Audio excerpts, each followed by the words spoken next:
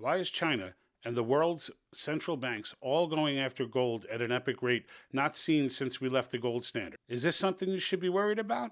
Yes, it is. Welcome to the Patriot Think Tank. I'm George Gavaris. Let's get started. So, in this conversation about gold and why there's such a rush from central banks to buy gold, I'm going to break it up into 4 sections for you. 1 will be why are the central banks buying the gold? 2, why are countries flocking to BRICS nations, and why are they leading the central banks in buying so much gold? Number 3 will be why China in particular is buying gold, and then we're going to talk a little bit about what we can do to try and break this up. So if you're watching on YouTube, you'll see it in those chapters. Okay, now.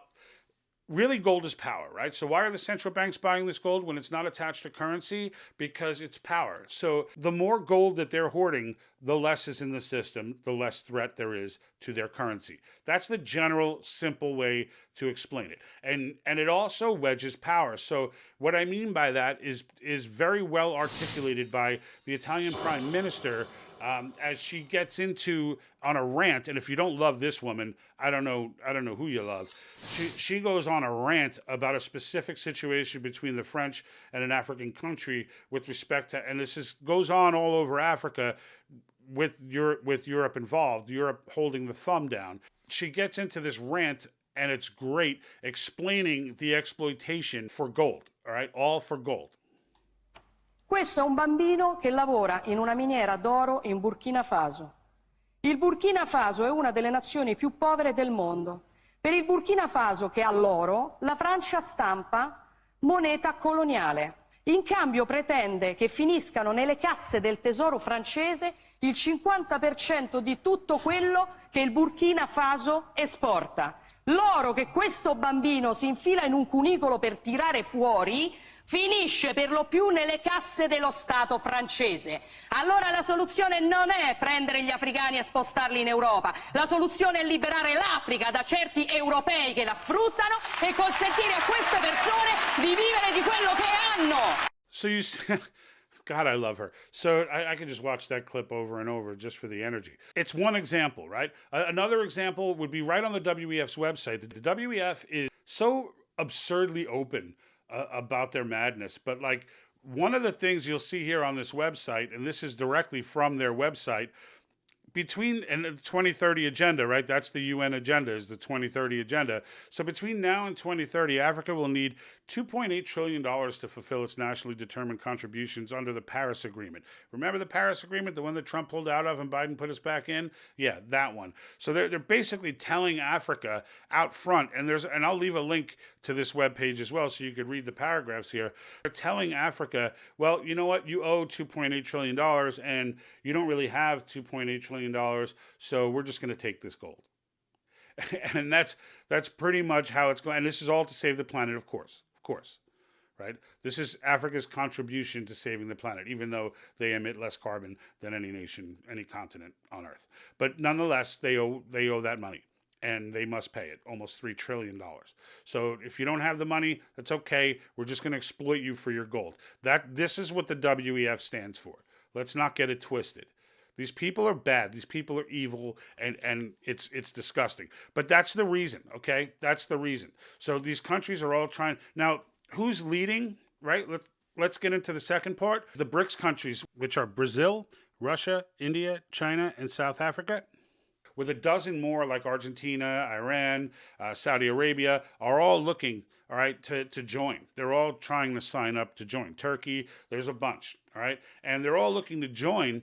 And the reason why they're looking to become a part of the BRICS countries, they see the change in the monetary landscape happening. And they see a major shift going from US dollar running the show to likely the yuan running the show. All right. Or whatever digital currency China comes up with, the digital yuan, whatever.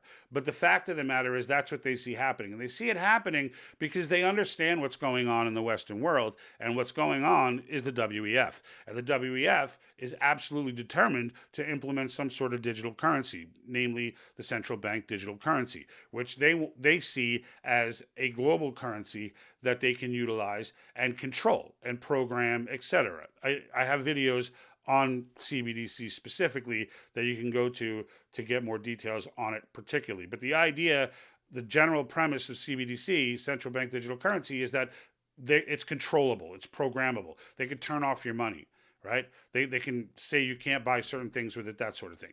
So how do you get a nation with a dollar that's been as strong as the United States dollar to convert to something so radical? Well, you can do it if there's a major crisis, right? Sound familiar? A major crisis. The crisis is an opportunity to also do good reforms that in normal times people will never agree to.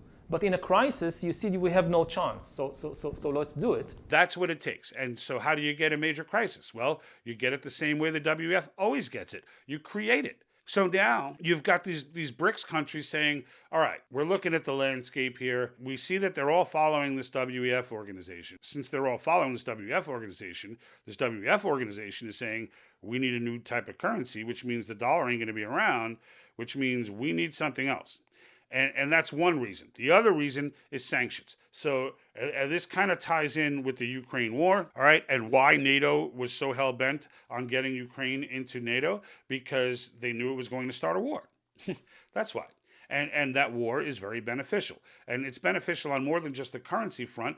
We can get into it about the food supply and the energy supply, which they also want to control. But we're stuck on the currency front right now. So when it comes to Ukraine, part of the result of sanctioning Russia, right? Once we instigate the war happens, Putin goes in, so he's responsible for going in. We're not making anyone else responsible, but it's instigated by NATO. Putin goes in, and Putin knows, okay, that there are going to be sanctions. So he's already been preparing for those sanctions and protecting the ruble against those sanctions. So here come the sanctions. Now, what happens as a result of the sanctions?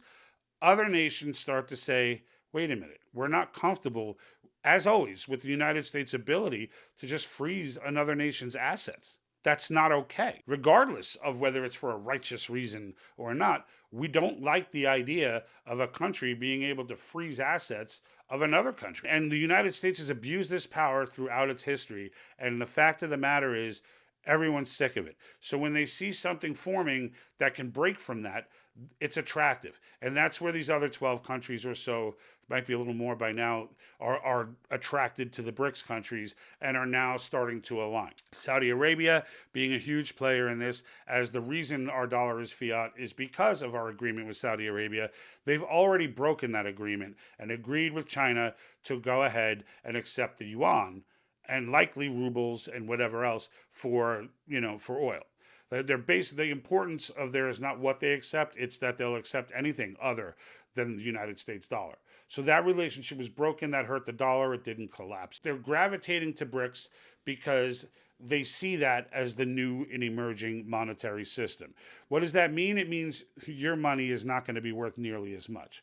All right. And that's okay by the WEF standard. Because again, the idea, if the dollar doesn't collapse, there's no selling point that's going to allow it to move to CBDC. There's no selling point. It needs to collapse.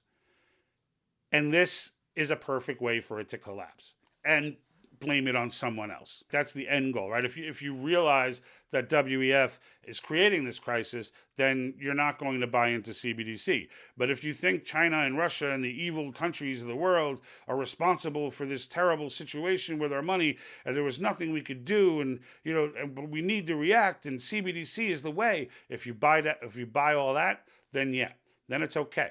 Then they can push it in. That's why I'm explaining all this to you in this way and tying it in with the WEF, because the WEF matters.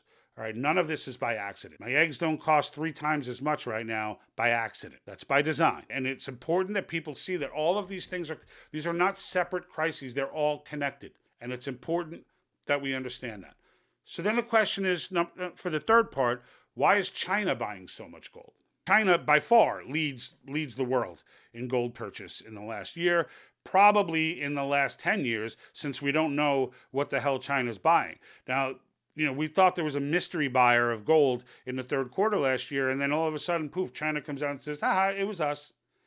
And then they report that they have, just under 2,000 tons of gold in their reserve.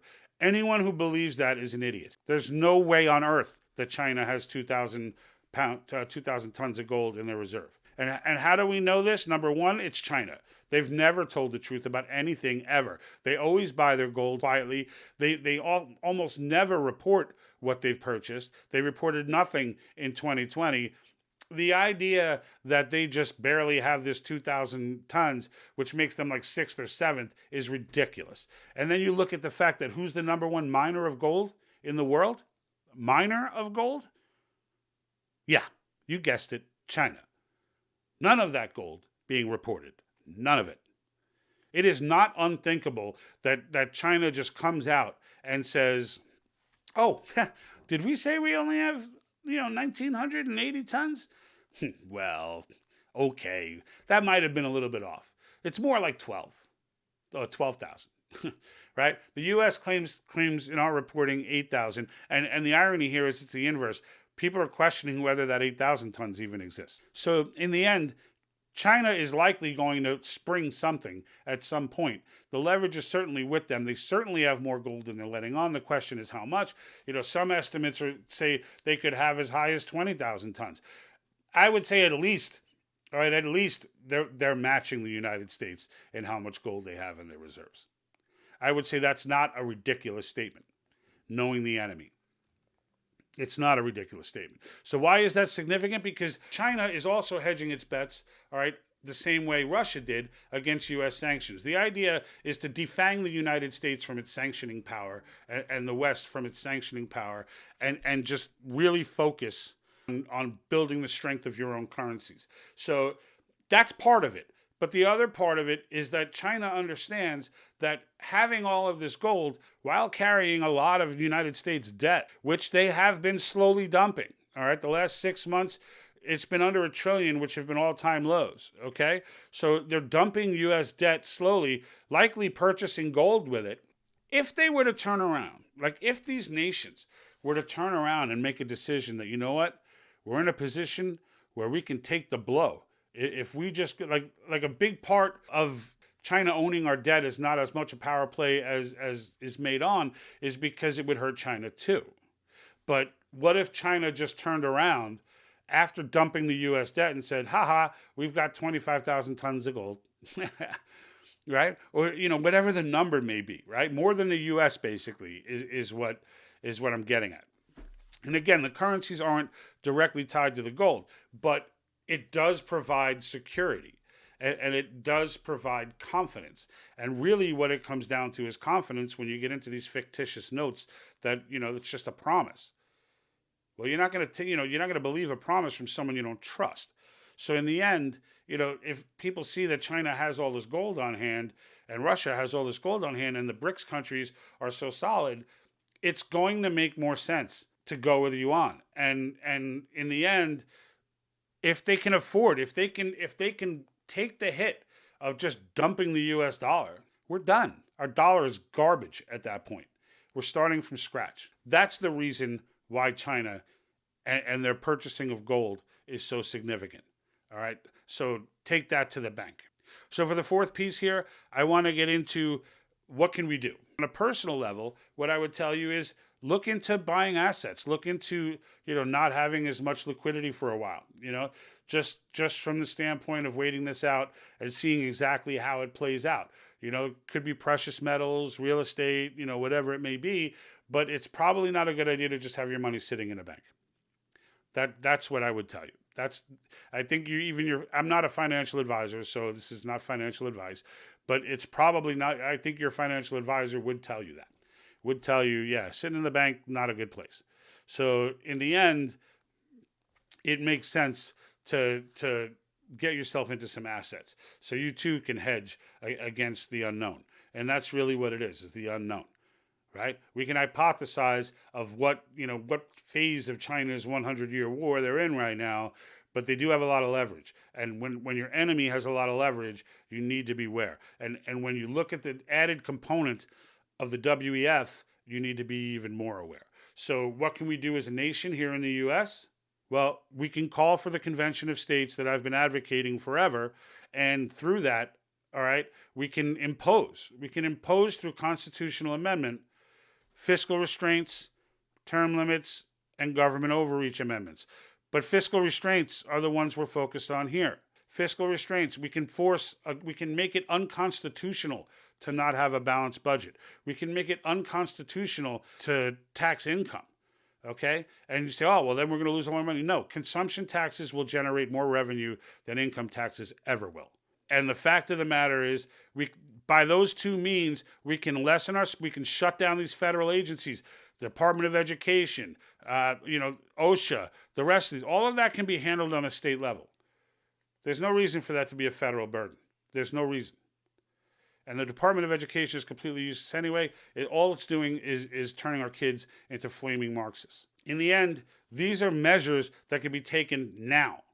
All right, and they have sweeping changes. It's not like we're not waiting for an elected official. We're imposing sweeping changes on major issues. Okay, what happens if we impose those restraints? What happens if we literally stop and turn the debt clock backwards and watch it start to run down for the first time in history? What happens then? Well, the dollar gains strength. That's what happens then. And as the dollar gains strength, the nature of a free economy is always going to be more powerful than a communist one. Always. 100% of the time. The idea that we bring this back to a free economy, which it is not now. It is so heavily regulated, it much more resembles a socialist economy than a free one. The only difference between it is that there's no direct, so rulers and leaders cannot directly order. They do it through the shadows. They do it through regulation. But they don't have a direct, hey, we're shutting you down today. That's the only difference. Otherwise, it is. But in the end, we open up these free markets. We lower our spending. All of this can be done through fiscal restraints amendments. All of it. And it can be done once the 34 states get on board. We've got 19 states on board now. All right. If you don't know about Article V and Convention of States, the quick rundown is it's a second clause in Article V of the Constitution as to how amendments to the Constitution can be proposed. The first one is through Congress, and Congress comes with the language, votes on it, 2/3 of the House and Senate, and they present it to the states, where 3/4 of the states, a supermajority, that's 38, need to ratify it for it to become a part of the Constitution. The second way eliminates Congress from the process, and instead of Congress proposing, it's a convention selected of delegates selected by each state to go and convene and discuss the proposals, and then again to present them back to the state legislatures so that they can be ratified by a supermajority. The federal government has no say. So if you want to do something like term limits, you can do it without worrying about someone going, I don't want to lose my job. They don't have a choice. Right? It's the ultimate direct path for the people to go ahead and impose something on a government that's out of control. And by enacting this and by doing it, it changes the relationship between the people and the federal government forever. Forever. All right? Regardless, even if some of the amendments we want don't get ratified, it doesn't matter. It changes the relationship between the people and the government forever. Procedures will be set in stone. It will all be no more conjecture, no more of this John Birch Society crazy, no more theory. It's all done. And forevermore, the federal government will have to acknowledge they can't just blow off the American people. There's no level or size that they can get to where they can blow off the American people, because we will always have that constitutional bullet in our gun. And it matters. And really, that's it. That's the only way. You're not going to we just saw what happened with these 202 in the House. You're not electing your way to fixing these problems. And trust me when I tell you, if it takes the dollar to fully collapse, if it takes, all of these maniacal things to start happening, if it takes the implementation of central bank digital currency and other such things, if it takes all that for you to finally open your eyes, like if the house is burning down and there's smoke all around you, but you won't leave until the wall falls on you, that's not acceptable. That's not acceptable. And that's what you'll be doing if we don't take action on this situation. It's the big sweeping changes that have the ripple effects that fix other side issues. This is how we generate the big sweeping change. And even if it's not in those three categories, the mere threat of being able to do it again on a different topic, whatever it may be, the government doesn't want to manage the border, then we're going to have to put something in there that forces them to, or delegates the power elsewhere, however it may be. But if we're sick and tired of something not getting done, we can force it to be done. This is the power the founders put in there. Of all the beauty in this Constitution, this is the gem that they put in to prevent something like this from happening.